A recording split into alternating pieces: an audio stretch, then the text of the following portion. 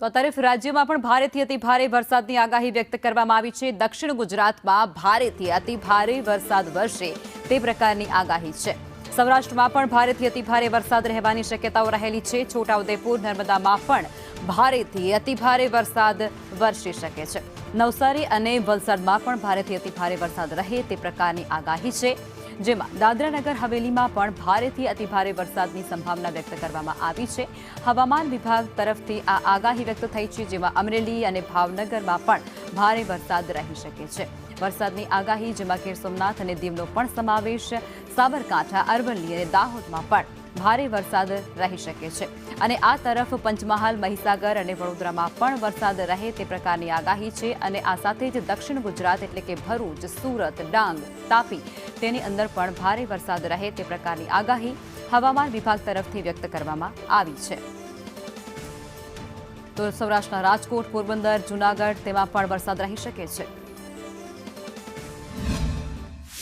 August મહિનામાં મેઘરાજા ગુજરાત પર મહેરબાન થયા છે અને કુલ 3 વરસાદી સિસ્ટમ સક્રિય રહેવાના કારણે ગુજરાતના અલગ અલગ જિલ્લાઓમાં ભારેથી અતિ ભારે વરસાદ થવાની આગાહી વ્યક્ત કરવામાં આવી છે। આજની જો વાત કરવામાં આવે તો આજે દક્ષિણ ગુજરાત અને સૌરાષ્ટ્રના કેટલાક જિલ્લાઓમાં ભારેથી અતિ ભારે વરસાદની આગાહી કરવામાં આવી છે।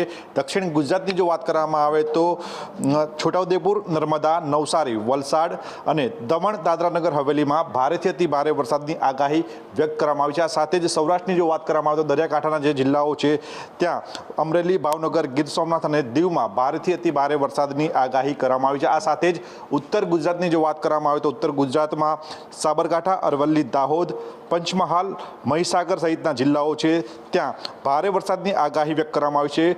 મધ્ય ગુજરાતમાં વડોદરા અને દક્ષિણ ગુજરાતમાં ભરૂચ, સુરત, ડાંગ, તાપી સહિતના જિલ્લાઓમાં ભારે વરસાદની આગાહી વ્યક્ત કરવામાં આવી છે। આ સાથે જ અમદાવાદ અને ગાંધીનગરમાં હળવાથી મધ્યમ વરસાદની આગાહી વ્યક્ત કરવામાં આવી છે અને આ જ કારણ છે કે 3 વરસાદી સિસ્ટમ, જેમાં એક અપર એર સાયક્લોનિક સર્ક્યુલેશન, આ સાથે જ લો પ્રેશર અને એક વરસાદી ટ્રફ અમદાવાદ અને ગુજરાત પરથી પસાર થઈ રહ્યો છે, જેના કારણે આગામી 24 કલાક દરમિયાન ઉત્તર ગુજરાત, મધ્ય ગુજરાત, દક્ષિણ ગુજરાત અને સૌરાષ્ટ્રના કેટલાક જિલ્લાઓમાં ભારે વરસાદ થવાની આગાહી છે। આ સાથે જ દક્ષિણ ગુજરાત અને સૌરાષ્ટ્રમાં પણ કેટલાક જિલ્લાઓમાં ભારેથી ભારે વરસાદ થઈ શકે છે।